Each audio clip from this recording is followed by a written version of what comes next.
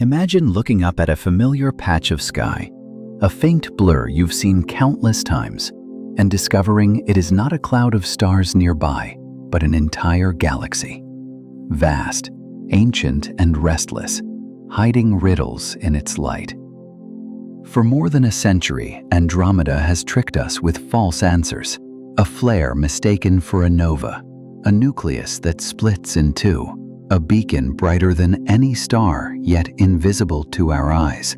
Each clue seems like a solution, until it isn't. This is not just the story of another galaxy. It is the story of how we misread the universe, how dust, distance, and even our own tools deceive us, and how every mystery we chase in Andromeda turns out to be a mirror of our own limits. Stay until the end, and you'll see what the galaxy was really hiding all along. But before we can uncover what Andromeda has been keeping from us, we must begin at its heart, with the death of a single star, whose last breath set this entire mystery in motion. It began as a quiet fuse hidden in the crowd of a galactic heart, a star near the core of Andromeda, swollen and unsteady, gathered its last reserves and folded in on itself. In that folding, iron could not bear more pressure, and the star's center collapsed faster than thought, throwing the outer layers outward as if an unseen hand had snapped a taut cord. A shell of light, magnetism, and ash rushed away into the dark, like an expanding whisper no one was yet able to hear. The shock embossed ripples into the surrounding gas, tangled nearby magnetic threads, and carved a momentary cavity in the bright noise of the nucleus. What left that day was not a single shout, but a layered broadcast, photons across every color, neutrinos indifferent to matter, dust flecks that would cool into seeds of future metals. Every part of it began a long journey that would outlast languages, continents, and the names of most gods. The wave moved through Andromeda's inner neighborhoods and slipped beneath veils of dust where optics would one day fail. It skimmed the edges of star clusters packed so tightly that gravity itself seemed audible. It crossed lanes were outskirts of a different galaxy altogether. By the time it neared the Milky Way, deserts had grown cities of clay, and those cities had set down rules for memorizing the sky. Humans learned to polish glass until the night surrendered fainter and fainter confessions. They set lenses in tubes, turned domes on tracks, and made rooms to keep out breath and heat. They learned that brass and glass could be patient if minds were patient with them. The pulse kept coming, dilated by distance, dimmed by dust, but still bearing the fingerprints of the event that launched it. In one direction, the wavefront slid toward a wet hill where a monk marked the heavens with careful ink. In another, it crossed a sea and reached a coastline where anonymous hands ground lenses until the muscles in their shoulders clicked. It arrived over fields where a farmer recognized a season by the tilt of Orion, and yet felt uneasy about a cloudy sword that looked like smoke, but behaved like a fixed star. None of them had a question big enough for what was approaching. The light from that lost star crossed their nights anyway, unnoticed in detail, counted only as brightness that belonged to a hazy patch later called Andromeda. When the era of plates came, silver salts learned to keep the sky's fingerprints.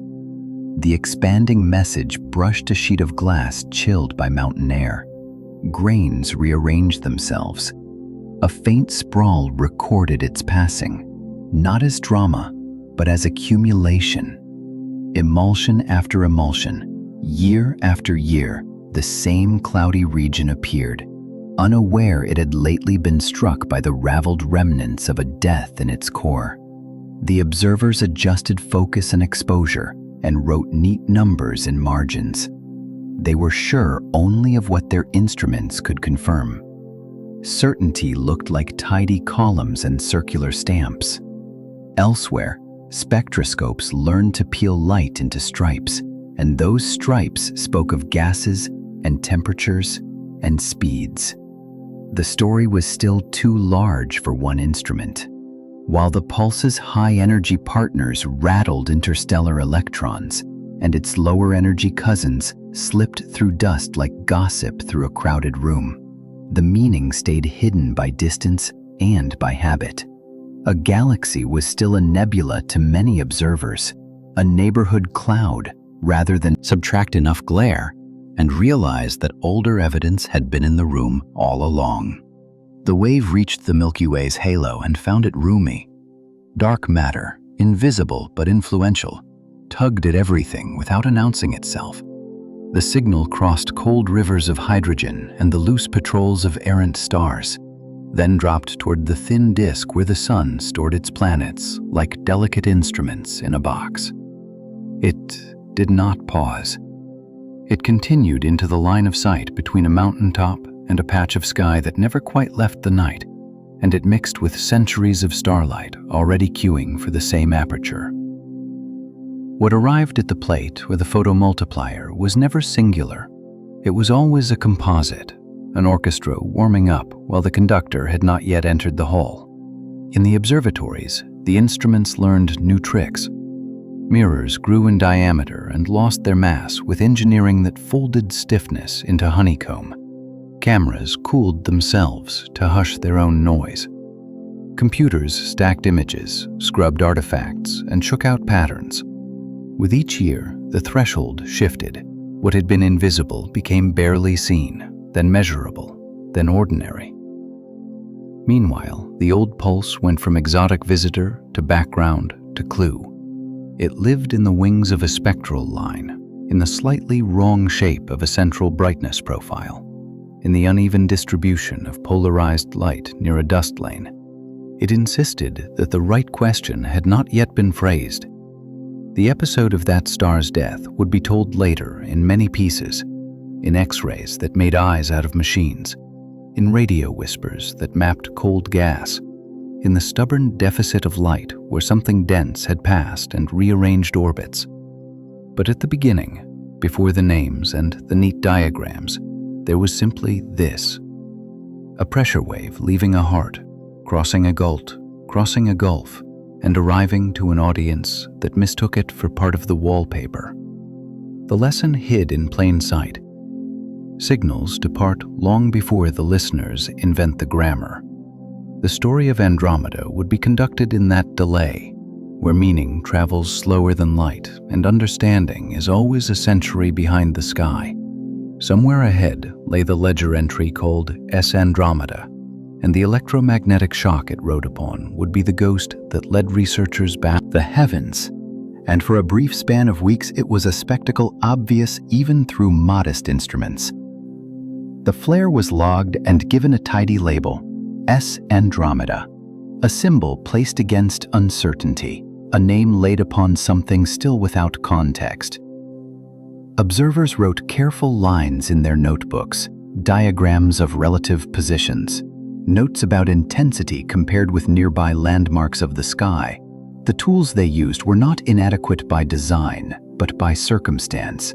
Glass lenses collected the light honestly. Mirrors gave back what fell upon them. Photographic plates held their exposures faithfully. Yet the universe had not yet been placed upon a scaffold of distance.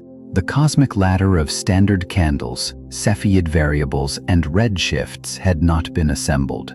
To those studying the night, the great spiral we now call a galaxy was still a nebula, a local swirl of fog within our own stellar backyard.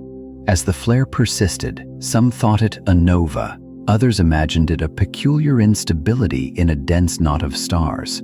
The very scale of the event eluded them, because scale itself had not yet been established. To declare a star dead in a neighboring galaxy would have required a vocabulary that had not yet been invented. Instead, the entry S Andromeda joined the growing catalogs of transients, a notation among many, remembered but not understood. Night after night, the point softened. Its furious brightness waned in months, and what had been an intruder into the familiar pattern of the sky retreated until it could no longer be distinguished from the gentle blur of the surrounding cloud.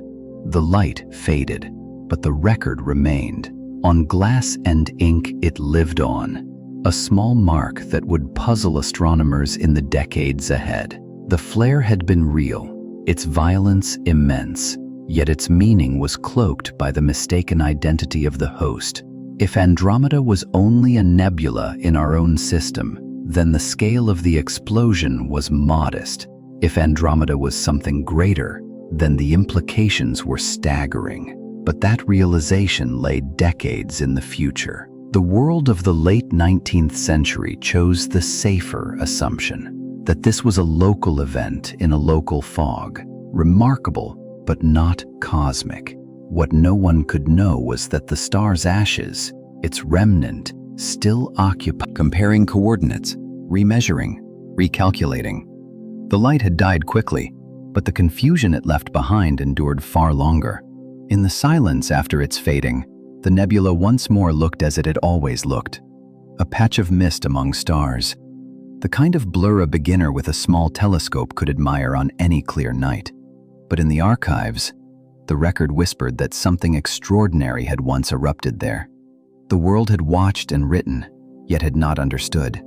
And when later generations sought to trace the origins of Andromeda's hidden structure, they would find themselves drawn back to this flare, the flare everyone saw, but no one truly comprehended. The flare faded, but the questions it raised lingered. And then, in the 1920s, came the revelation that changed everything. Andromeda was not a nebula at all, but a galaxy like our own. In the 1920s, the sky was redrawn with a single revelation that altered humanity's sense of place. For centuries, the hazy smudge of the Andromeda Nebula had been treated as a local ornament, another cloudy veil floating among the known stars of the Milky Way. It was Edwin Hubble, with the precision of long nights and the stubborn patience of measuring variable stars, who fractured that belief. By proving that M31 was not a nearby fog, but a vast system of its own, he multiplied the universe overnight. The neighborhood of stars was no longer a single town. It was a sprawling city, the Pistol Cities, each spiral another metropolis of suns. The Andromeda Nebula became the Andromeda Galaxy, and suddenly, every description had to scale upward. What had been thought a cluster was revealed as an island of hundreds of billions of stars, arranged in patterns too large to fit within any local frame. Humanity had been staring into another universe's worth of complexity without realizing it. The cosmic map was broken and reassembled, with new categories waiting to be filled. Classifications soon followed discovery. Astronomers began sketching the great families of form. Spirals, with their arms flung wide like dancers captured in a moment of spin. Ellipticals, rounded and ancient, often pale with the light of old stars. Irregulars, scattered in shapes that resisted symmetry. The language of structure became the language of assembly. The galaxy's portrait was slowly layered, each piece suggesting not only what Andromeda was, but what it had endured. In those first diagrams, the simplicity of geometry gave a false impression of order. Spirals looked serene, graceful, almost artistic. But beneath the symmetry lay turbulence. Stars colliding in crowded centers, dust lanes obscuring whole regions, gravity sculpting and tearing in silence. The very arms themselves were not solid structures, but waves of density, ripples through which gas and dust compressed into brief outbursts of fire. Classification made the galaxy legible, but it did not make it tame. As the new map of the cosmos spread, so did the implications. If Andromeda was a galaxy like our own, then the Milky Way was not unique, not central, not singular. There were more, countless more, scattered through space, each with its own spirals and scars, each with its own catalog of deaths, like the flare of S Andromeda decades earlier. The night sky, once thought of as a ceiling, became an ocean without edges. Yet beneath the celebration of discovery, a quiet question lingered. The shape of Andromeda's center did not quite behave. Its nucleus looked troubled, as if its symmetry had been pulled askew by some hidden hand. The bulge seemed brighter and more complex than expected, suggesting events that classification alone could not explain. If shapes were histories, then Andromeda's history hinted at violence. Perhaps the galaxy had swallowed neighbors, or perhaps its heart concealed a fracture that would only later be understood. The world had learned that nebulae could be galaxies, that the universe was broader and older than assumed, that shapes could tell time and violence and kinship. But the truth of Andromeda's nucleus still waited in shadow, a scar visible even in celebration, a hint that behind every neat diagram lay stories no classification could fully contain. Once the scale was grasped, the next step was to count. How many stars could such a giant hold? The numbers equal stature rather than a giant among dwarfs. Their masses are nearly matched, both containing enough substance to braid spirals and host black holes, both carrying histories of collisions and feasts. Each is a heavy weight suspended in the shared net of the local group. Within this immensity, most stars are not luminous giants but quiet red dwarfs, the modest laborers of the stellar economy. They burn slowly, frugally, with lives measured not in billions but in trillions of years. They cluster in the disk and bulge, too faint to guide navigation, but abundant enough to anchor the galaxy's population. Brighter blue stars, massive and short-lived, appear as punctuation, rare, dazzling, and soon gone. The pattern reveals a habit of Andromeda, to sustain itself on long-lived patience, spiced occasionally with brilliance that fades too quickly to dominate. Gas and dust thread through the arms, feeding nurseries where new stars ignite, their winds sculpting cavities and shells. In the outskirts, globular clusters drift, tight spheres of elderly stars whose chemistry speaks of early times when heavy elements were scarce. Closer in, the bulge gleams with a density so high that individual suns blur into a collective blaze. Metals there are richer, the result of generations of supernovae scattering their ashes, seeding the future with the material for planets, atmospheres, and perhaps even biology. Dark matter, the hidden weight that tethers galaxies, is present but in leaner measure than once expected. Andromeda's halo carries less of the unseen than models predicted, an imbalance that hints at missing mass or hidden dynamics yet to be resolved. The invisible scaffolding is there, but thinner, leaving questions about how the spiral holds itself together across such a span. Numbers alone, though, do not tell the story. They must be reimagined as habits, as behaviors. Where stars live determines what stories they tell. The arms are restless, young, and loud. The bulge is ancient, dense, and bright. The halo is quiet, scattered, and watchful. Winds blow hardest where massive stars rage, yet they leave behind the metals that shape later generations. Betrayed us, not one heart, but two, divided and uncertain. At first glance, Andromeda's heart looks simple. A radiant bulge so bright that it resists focus, a flood of light that overwhelms detail. But when instruments sharpen and exposures deepen, the illusion falters. What seems like a single nucleus separates into two, a doubled core hidden inside the glare. One cluster, offset and brilliant, appears slightly displaced, as if gravity itself has nudged it from the throne. The other, dimmer but tighter, lies closer to the geometric center, a knot so compact that its mass can only be explained by the presence of a black hole tens of millions of suns heavy. Together, they form a puzzle at the galaxy's center, a duet pretending to be a solo.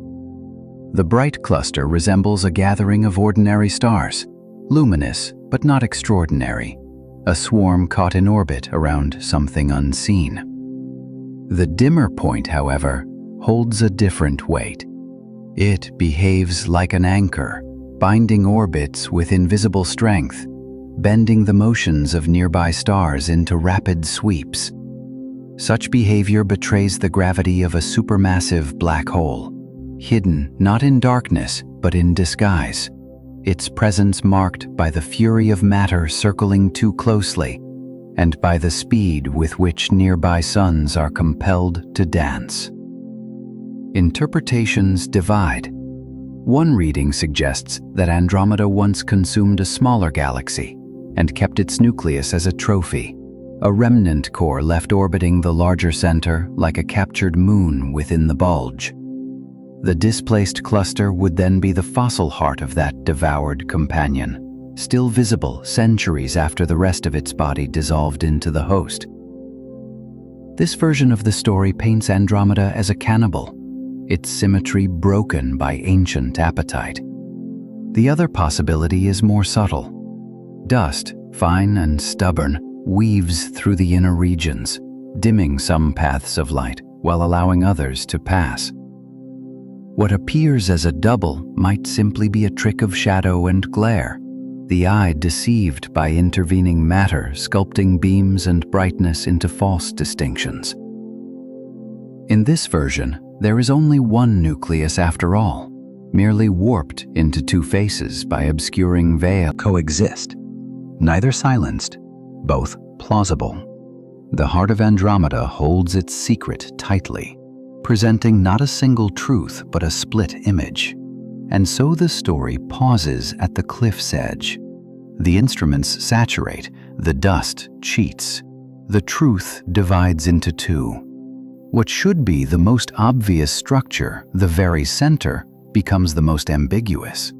The closer we look, the more it seems that Andromeda refuses to be singular, insisting on two answers at once, leaving us to wonder which of them, if either, is real.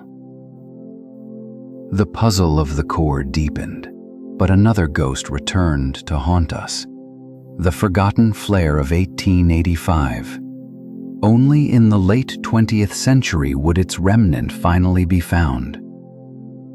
In 1988, more than a century after the sudden flare of 1885, Andromeda revealed a faint shadow that should have been obvious all along. Near the galaxy's blinding center, where light drowns detail and dust writes its own illusions, a small dark mote emerged in careful images and measurements. It was unremarkable at first glance, a faint blot swallowed by glare. Yet when spectra were compared and stellar motions modeled, the identity became clear.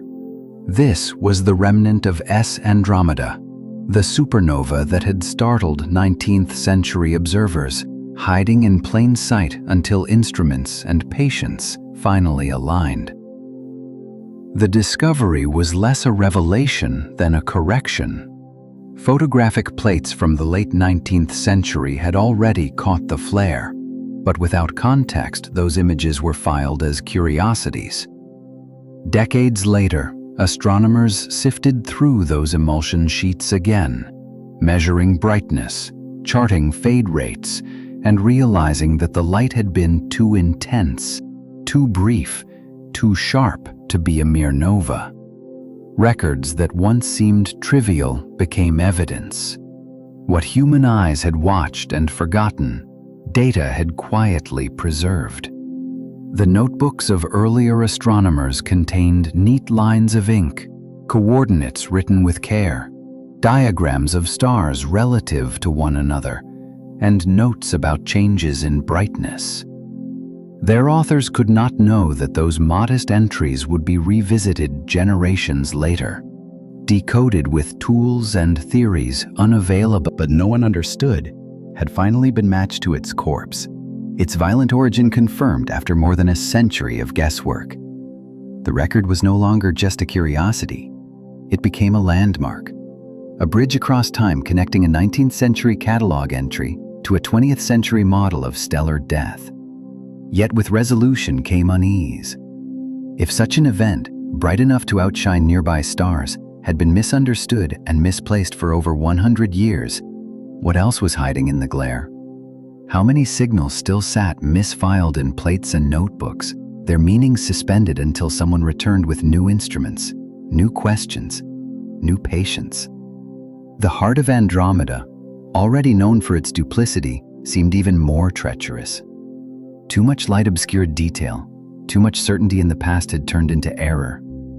The lesson became stark. Data remembers what eyes forget.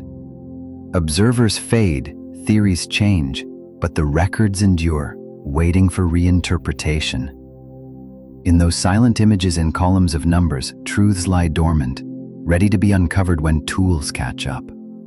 And so the remnant of S Andromeda, finally recognized in 1988, was not only the ghost of a star, it was also a reminder that the galaxy still keeps secrets, hidden not in distance or absence, but in the very places we have already looked and failed to see.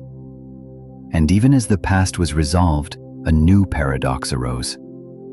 The brightest source in Andromeda turned out to be nearly invisible. Its voice carried not in light, but in X-rays.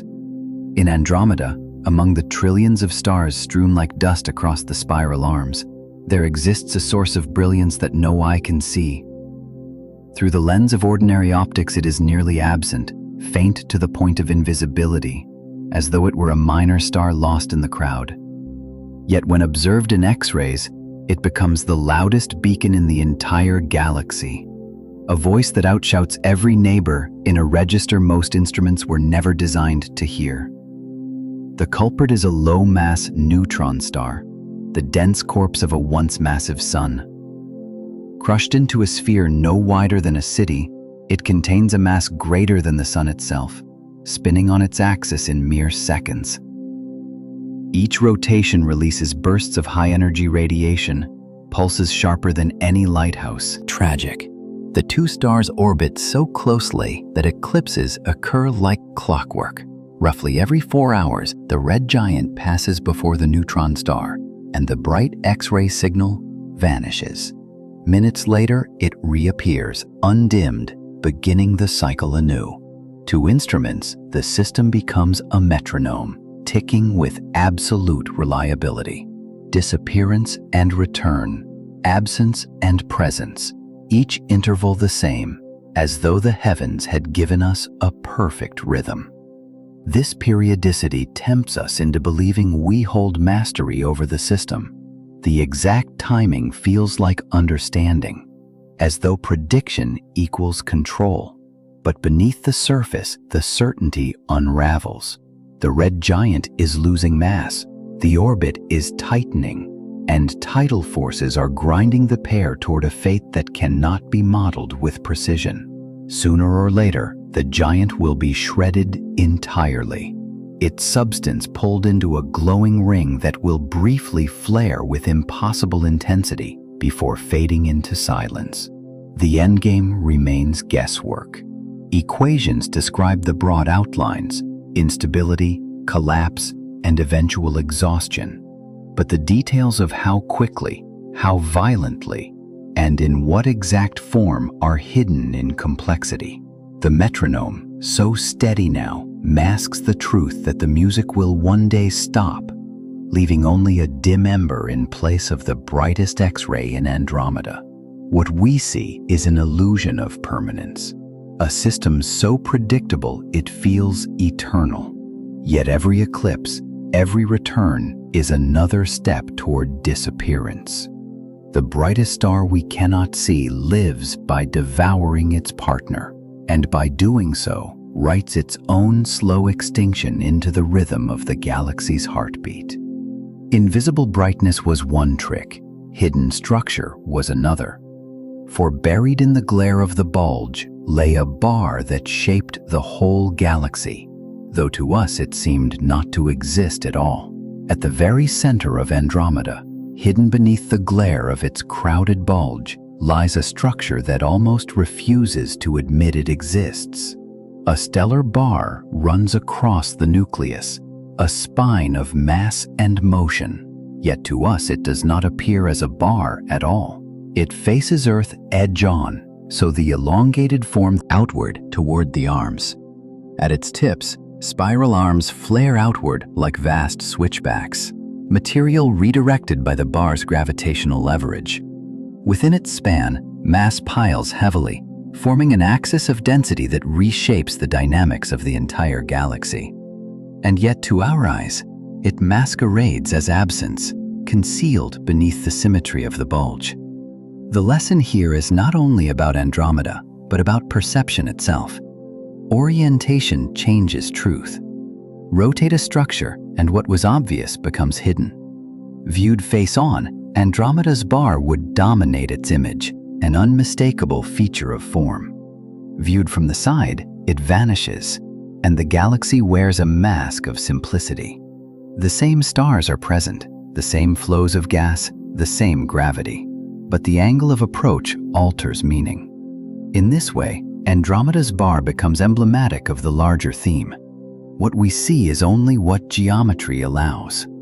The galaxy does not lie, but perspective distorts. Features turn into mysteries not because they are rare or complex, but because we are positioned poorly to observe them. Orientation, in its quiet authority, rewrites appearance into enigma.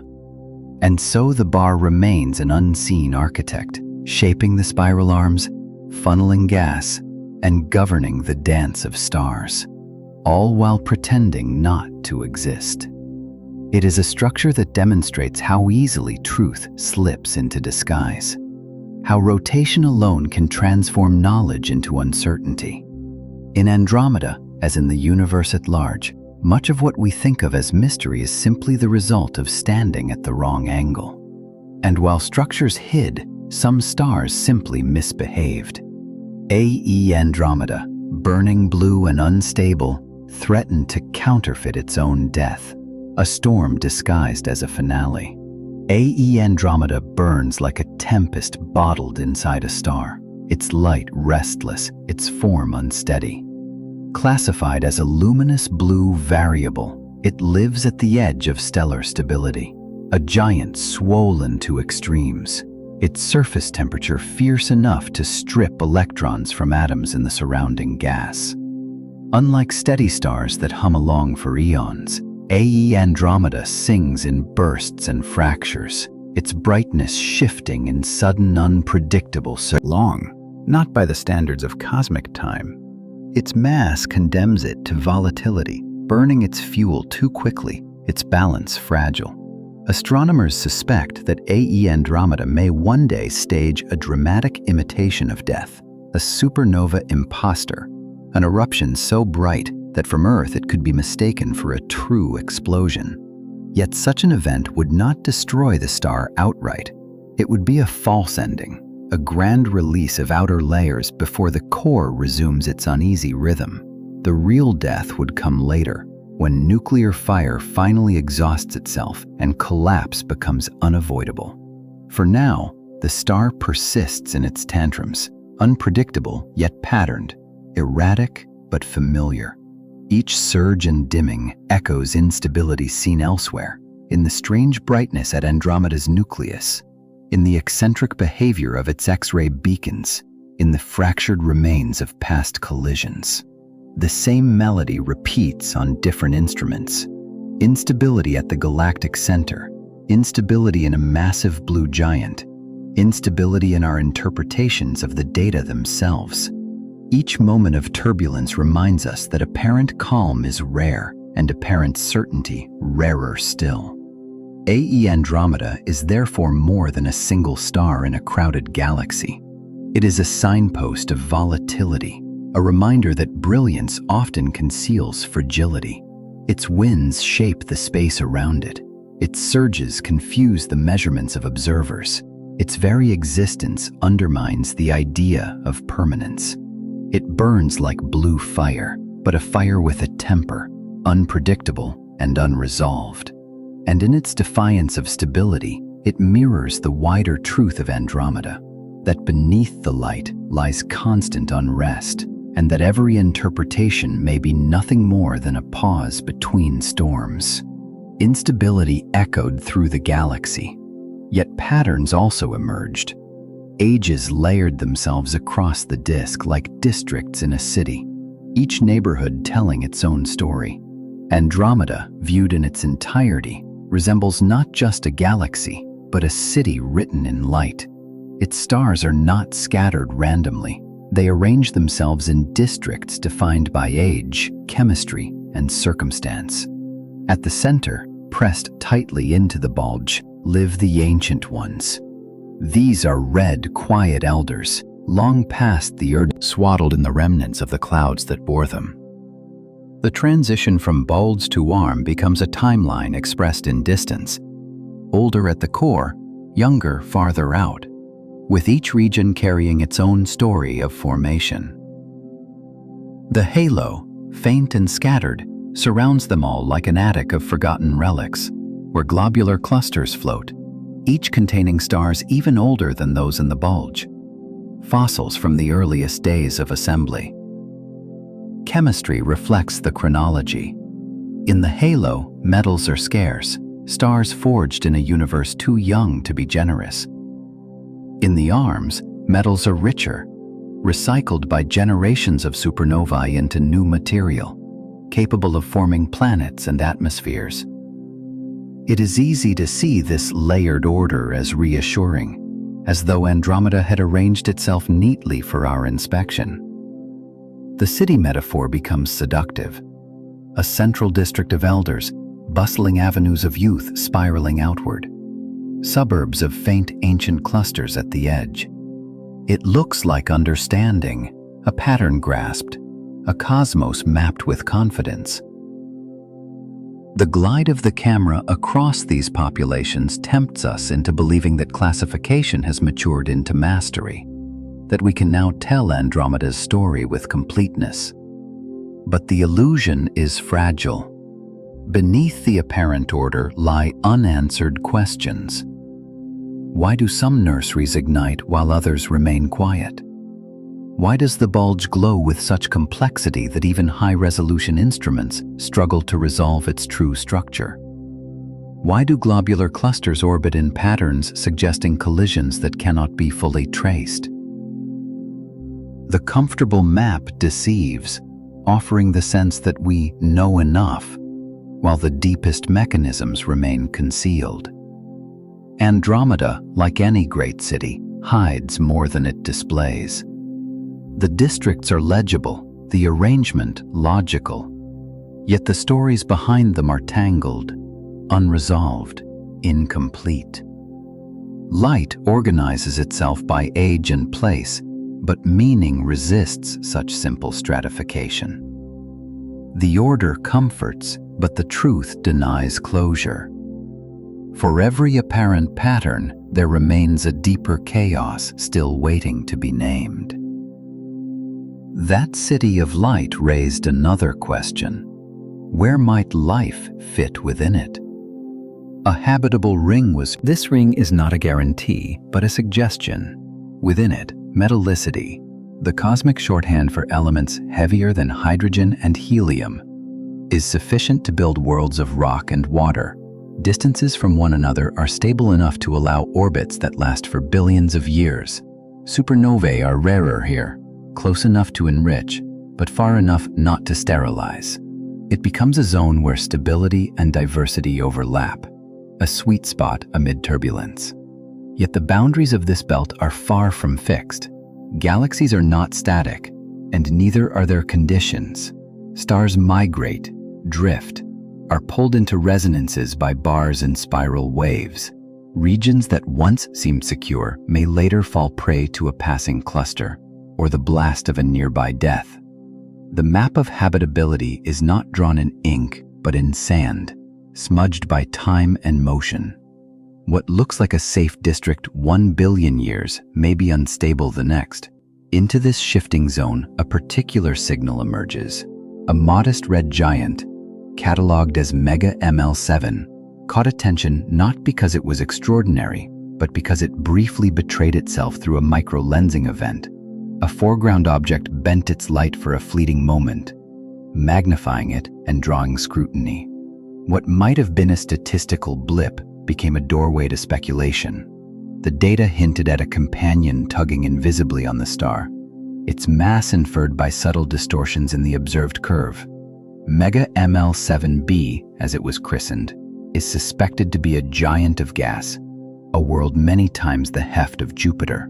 The discovery was not the result of targeted search, but of accident. The lensing was noticed by chance, a wink in the data that could easily have been overlooked. From that brief fluctuation rose the suspicion of a planetary system orbiting far away in another galaxy. The idea of life in Andromeda thus surfaces not as a dramatic revelation, but as a shadow, a possibility glimpsed only through the methodical labor of measurement.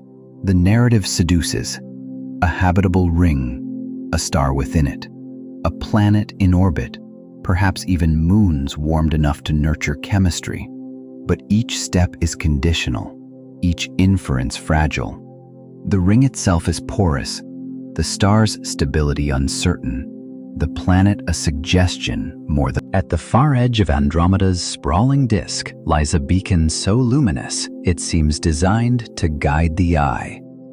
Designated NGC 206, it is a star cloud visible even through modest backyard telescopes, glowing as a patch of brilliance set against the faint arc of the spiral arm.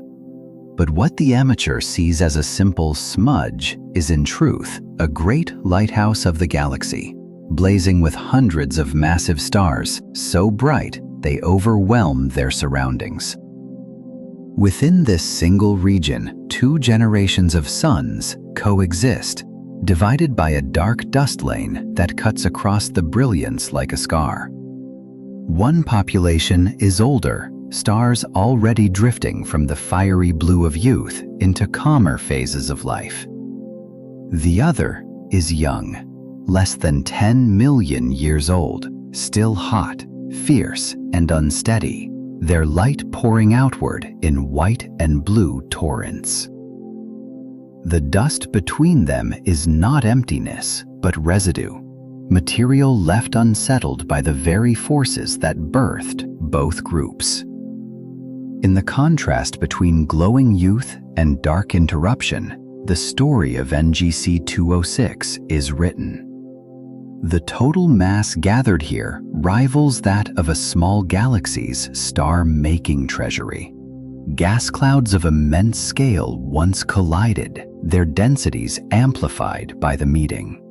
Gravity compressed them into unstable knots, igniting bursts of star formation so rapid that the region became a furnace of creation.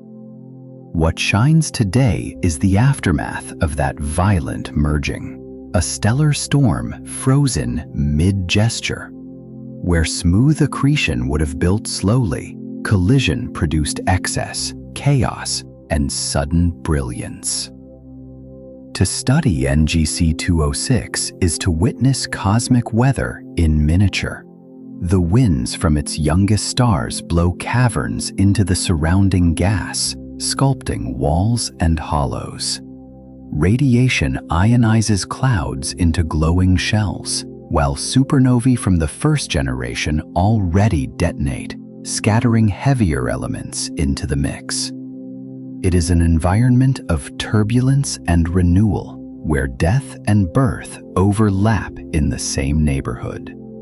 From afar, it looks serene, but within it, the forces are anything but gentle. And this is where the local bends in. After all, are what galaxies live on. Andromeda's halo is laced with the remnants of its feasts, streams of stars unraveling into its gravity. Andromeda's present form is not the result of calm growth, but of appetite. Over its long history, the galaxy has consumed more than 100 smaller companions, each encounter leaving scars that still lace the sky. Some satellites dissolved completely, their stars pulled into thin ribbons that now wrap around the disk like unraveling threads. Others survive only as streams, faint arcs of light sweeping through the halo, evidence of orbits stretched until they broke. In wide field images, these remnants appear as braided rivers of stars, their currents tracing invisible paths of ancient collisions. The act of galactic feeding is quiet by human standards, measured in hundreds of millions of years, but its effects are written across the structure of Andromeda.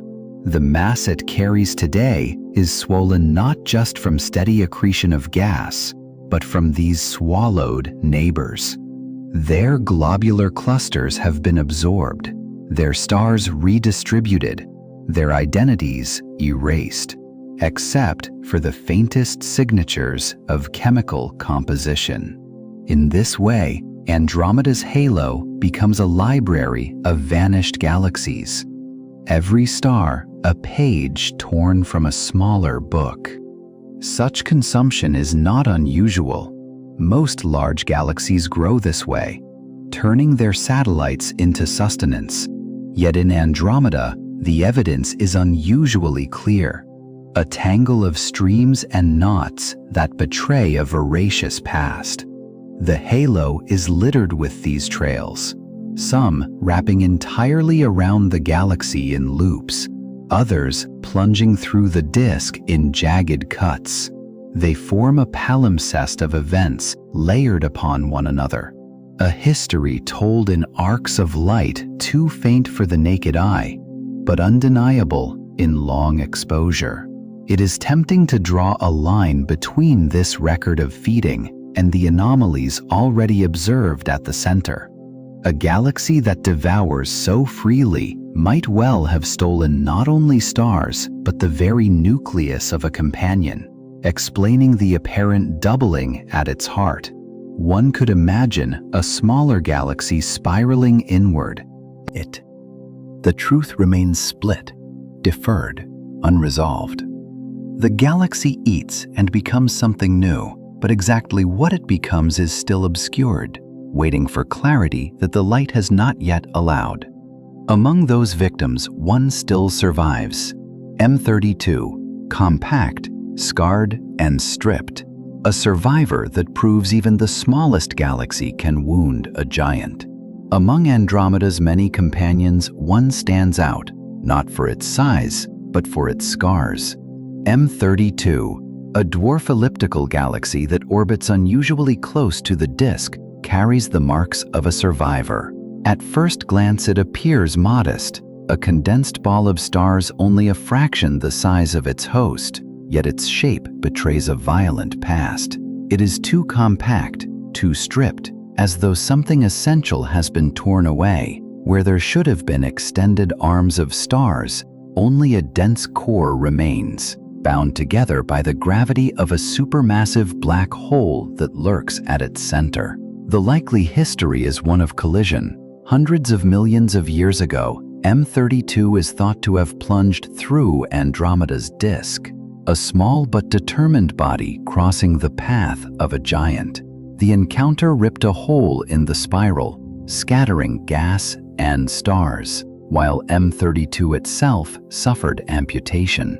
Its outer layers, its arms, and much of its substance were wrenched away, absorbed into Andromeda's bulk. What remains today is the stubborn heart of a once larger galaxy, diminished yet still intact, like a stone that survived the hammer blow by shattering everything around it. Traces of this passage linger. The structures of Andromeda's disk, particularly gaps and warps, suggest an intrusion that disrupted its balance. The missing limbs of M32 align with that story, their absence explained by the stripping effect of tidal forces during the plunge. What is left is deceptively neat, a smooth elliptical form, compact and bright, deceptively quiet to casual observation. But its smoothness is not serenity. It is the polished remnant of violence. For Andromeda, the collision added mass, stirred gas into new formations, and perhaps even altered the evolution of the bar and bulge.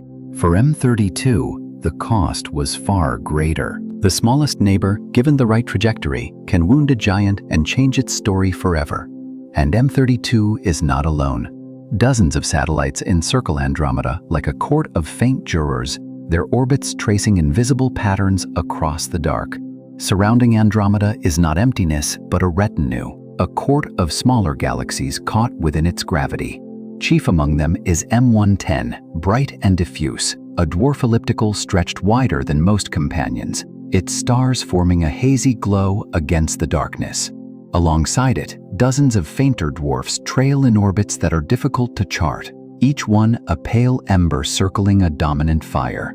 Together, they form the Andromeda subgroup, a branch within the wider local group, bound as much by history as by gravity.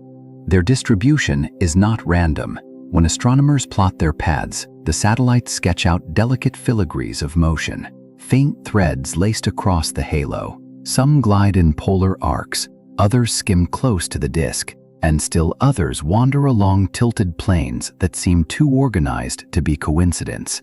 These patterns suggest stories no longer visible, past collisions, tidal poles, and resonances that guided them into their current alignments. Each orbit is a line drawn by encounters erased from memory, geometry serving as testimony in place of direct evidence. The satellites themselves vary in character. Some are compact spheroids, starved of gas, their light dominated by ancient populations. Others are irregular, fragile collections of young and old stars, easily distorted by Andromeda's pull. A few are on the verge of dissolution, their structures already unraveling into streams that will one day feed the halo. Each is small, but together they give Andromeda the aspect of a judge surrounded by jurors, its immense mass holding them in deference, its gravity the final authority. The motif of invisible threads returns here. The satellites are tied to Andromeda not by chains we can see, but by arcs of motion and the faintest traces of tidal stress. These connections shape the whole system, even when they escape direct perception.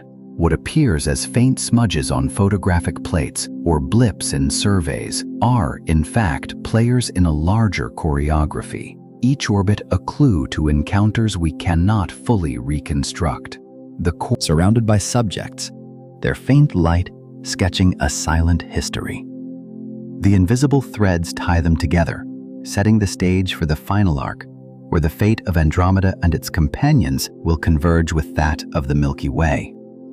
Yet all of these companions are part of a larger inevitability. For Andromeda itself is drifting toward us, and in time, it will collide with the Milky Way. Gravity does not hurry, but it never forgets. Across the gulf that separates the Milky Way from Andromeda, the pull has been working silently for billions of years, invisible, yet insistent. Their halos, vast clouds of dark matter and scattered stars, already overlap, brushing against each other in faint whispers that instruments can barely register. The two spirals, bound by inevitability, are on a collision course that will one day erase their separate names. The future, traced through models and simulations, is dramatic. As Andromeda approaches, its arms will stretch and unspool, tidal forces pulling streams of stars outward like threads tugged from fabric. The Milky Way will respond in kind, its disk bent and warped, its orderly spirals twisted into ribbons. Clusters will scatter, satellites will shift allegiance, and rivers of stars will be flung into intergalactic space. What begins as a slow drift will escalate into a violent embrace, a merger written across hundreds of millions of years. At the heart of this collision, the central black holes of both galaxies will spiral toward each other. radiating energy as they close the gap. In time, they will coalesce, releasing a final burst of gravitational waves that ripples outward, a silent announcement of union. What remains after the chaos will not be a spiral at all, but a swollen elliptical galaxy, rounder, redder, quieter. The graceful arms will vanish, replaced by a more uniform glow, a shape born not of symmetry, but of collision. For stars, the event is less violent than the scale suggests. Distances between them are so vast that direct collisions are rare. Suns will continue to burn largely undisturbed, but their orbits will be altered, flung into new paths by the shift written for us. It will happen regardless of who is there to watch, regardless of whether there is any witness at all. The temptation to frame it as destiny for Earth is misplaced. The true story belongs to the galaxies themselves, their long approach, their inevitable union, and the remnant they will leave behind. And so the narration declines to close on a human-centered note. The future collision is not our climax, but another chapter in Andromeda's ongoing enigma. Its nucleus will remain a puzzle, its streams a testimony, its double core a riddle unresolved. The galaxies will fall toward one name, but their mysteries will continue, larger than any audience, indifferent to whether anyone remains to ask. Temptation is to treat that future as an ending. But before we declare closure, we must look back at the false certainties that shaped every step of this story. Collaborated Andromeda, when told piece by piece, seems to march toward clarity. Each discovery looks like an answer, each measurement like a resolution. Yet when the fragments are gathered into one frame, they resemble less a gallery of truths than a museum of false certainty. A hall where exhibits contradict one another, each labeled neatly, but each provisional. The farther we walk through its corridors, the more we see that what we call knowledge is only a scaffold awaiting collapse. The flare of 1885, once entered into ledgers as a simple nova, was in reality the death of a star far beyond what any observer at the time could have imagined. It was seen, recorded, and misunderstood. A name gave it weight, but the name was wrong. The double nucleus at the galaxy's core, photographed with such effort, may not be two at all, but only one, blurred by dust and angle. What appeared as proof of cannibalism may instead be the trick of shadow, a false twin conjured by veils of matter. The brightest beacon in Andromeda is one the eye cannot see, a neutron star devouring its partner and announcing itself only in X-rays. To naked vision, it is nearly absent, a ghost. Instruments that listened differently, tuned to higher frequencies, transformed its invisibility into dominance. What was once thought empty space became the lap defined by radiation, metals, and distance, is a line written in erasable pencil. Stars migrate, environments shift, and exceptions rise like weeds through neat diagrams. A single microlensing event can redefine where the boundaries should be placed. What looked stable proves conditional, revisable, temporary. Taken together, these contradictions form the motif that has always been present. In Andromeda, truth is not a constant, but a variable of angle, instrument, and time. Viewed from one perspective, a structure is double. From another, it is single. Observed in visible light, a region is calm. In X-rays, it is violent. Examined in one century, a flare is a nova. Re-examined in another, it is a supernova. Certainty exists only long enough to be overturned. This is the museum of false certainty, a gallery where answers age quickly, where labels fade, where every display is provisional. To study Andromeda is to accept that the galaxy does not lie, but that our vantage reshapes its story endlessly. Truth arrives only as an approximation, a shadow thrown by instruments too crude, questions too narrow, and time too short. What we know today may be another misstep waiting to be cataloged by tomorrow's observers, a new exhibit in a hall that never closes. And when all those illusions are stripped away, the final truth becomes clear. Andromeda was not hiding its own secrets at all. It was hiding ours. What Andromeda concealed was never a conspiracy of hidden worlds or deliberate codes. What it hid all along was us, our limits, our angles, our instruments, our timing. Every riddle we wrestled with proved to be less about the galaxy itself and more about the ways our vision falters when confronted with distance and brilliance. The core that looked doubled, the flare mistaken for a local nova, the invisible X-ray beacon, the bar that pretended not to exist, the blue giant that counterfeited death, the habitable belt sketched in erasable lines. All were not failures of the cosmos, but reflections of our own incompleteness. The light was too blunt, our vantage partial, our patience too short. The secrets exist only in the gap between the signal and our capacity to receive it. When we line the evidence together, the unifying theme emerges. Andromeda is not a keeper of mysteries, but a mirror of our own evolution as observers. Every misinterpretation, every false certainty is a fingerprint of the instruments and methods available at the time. The galaxy has been constant. It is we who have shifted, sharpening our focus and revising our maps, rewriting our stories as light arrives and as comprehension catches up.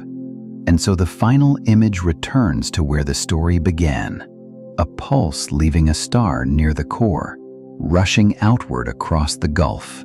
It travels on, indifferent to whether anyone waits to see it. For millions of years it crosses dust lanes, star clusters, and halos of dark matter, until at last it brushes a plate, a detector, an algorithm.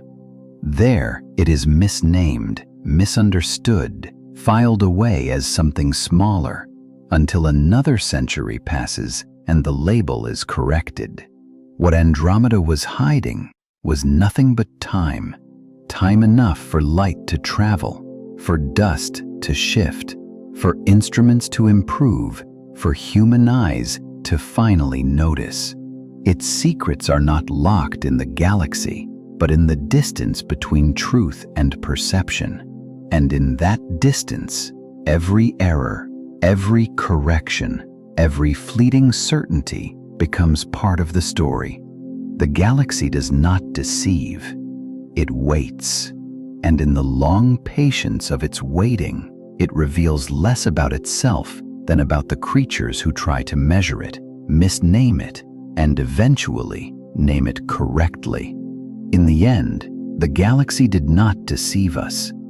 It waited, patient across the light years, until our questions caught up with its answers. What we mistook for mystery was only distance, and what we called secrets were the limits of our sight.